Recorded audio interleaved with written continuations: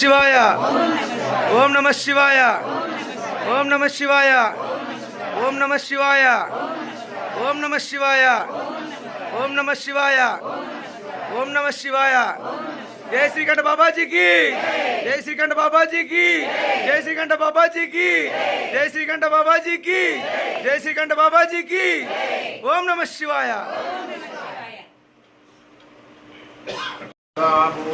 शंकर प्राणवल्लभे ज्ञान वैराग्य सिद्ध्यर्थं इच्छां देहि च पार्वती माता च पार्वती देवी पिता देवो महेश्वरः कामदवासो भक्ताश्च स्वदेशो भुवनत्रयं श्रीकाशी विशालाक्षी अन्नपूर्णा समेत विश्वेश्वर स्वामिने नमः।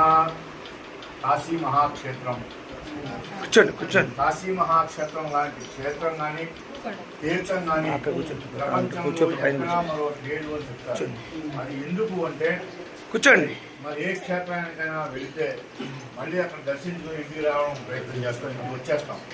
కానీ కాశీ మహాక్షేత్రం వచ్చి ఇక్కడే ఉండి ఇక్కడే మనం తనువు చాలించాలి, ఇక్కడే ఇక్కడ మరణిస్తే మోక్షం వస్తుంది అని మరలా పుట్టుక లేకుండా ఈశ్వరులో కలుస్తామని చెప్పడానికి అలాంటి అవకాశాన్ని ఇచ్చే ప్రపంచంలో ఏకైక క్షేత్రం కాశీ మహాక్షేత్రం.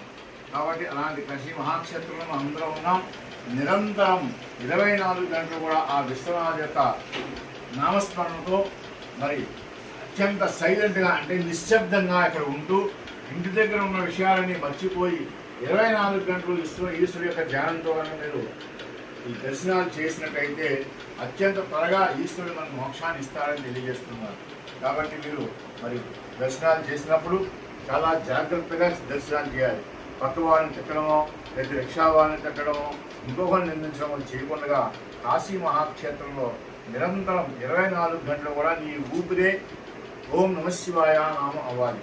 అలా కాశీలో మీరు ప్రశాంతంగా ఈశ్వర దర్శనం కానీ ఇతర దర్శనాలు కానీ చేసుకున్నట్లయితే మరి మీరు అడగకుండానే మీకు ఏది కావాలి అది ఈశ్వరుడు ఇస్తాడు. ఇక్కడ ఈ కాశీ మహాక్షేత్రంలో మాకు ఇది కావాలి, మా పిల్లలకి ఉద్యోగం కావాలి, మా పిల్లలకి పెళ్లిళ్ళు కావాలనే ఆలోచన ఏది చేయకుండా అసలు అడగకుండానే ఇచ్చేటువంటి ఏకైక క్షేత్రం కాశీ మహాక్షేత్రం.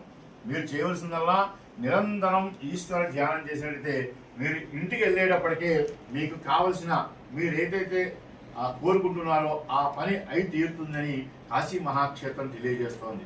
కాబట్టి ఆ విధంగా మీరందరూ కూడా ఈశ్వరుడికి అనుగ్రహం పొందాలని కోరుతున్నాం.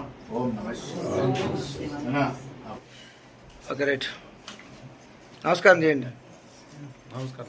నమస్కారం చేయండి కింద.